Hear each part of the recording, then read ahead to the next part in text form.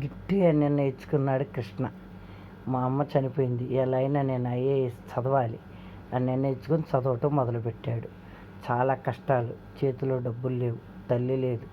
కష్టపడి చదువుతున్న సమయంలో ఒక అమ్మాయి తన జీవితంలోకి వచ్చింది. కృష్ణ ఆ అమ్మాయితో మాట్లాడుతూ కష్టపడి చదవటం మొదలుపెట్టి ఐఏఎస్ అయ్యాడు. ఐఏఎస్ అయిన తర్వాత ఆ అమ్మాయి అతను ఇద్దరు చాలా సంతోషంగా పెళ్లి చేసుకోవాలని నిశ్చయించుకొని పెళ్లి చేసుకున్నారు. పెళ్లి చేసుకున్న తర్వాత ఒక పాప పుట్టింది.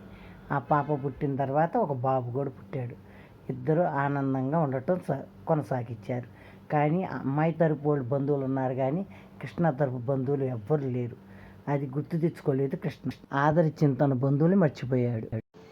అనసూయమ్మ అక్కలు ముగ్గురు, చెల్లెలు ఒకటి, లక్ష్మీదేవమ్మ. ఆమె చాలా ఉన్నత స్థితిలో ఉండేది. ఆమె అందరినీ చూసుకునేది. చెల్లెలైనా కూడా, ఇంటికి చిన్నదైనా కూడా.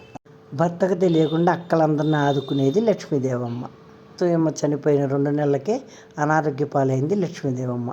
తల్లికి బాగలేదని ఏడవసాగారు పిల్లలు. లక్ష్మీదేవమ్మకు బాగలేదంట. ఎట్లా అయిందో ఏంటో అని అందరూ కుటుంబ సభ్యులంతా, అక్క చెల్లెళ్ళు, అక్క పిల్లలందరూ తల్లడిల్లి ఏడుపు మొదలుతో బయలుదేరారు.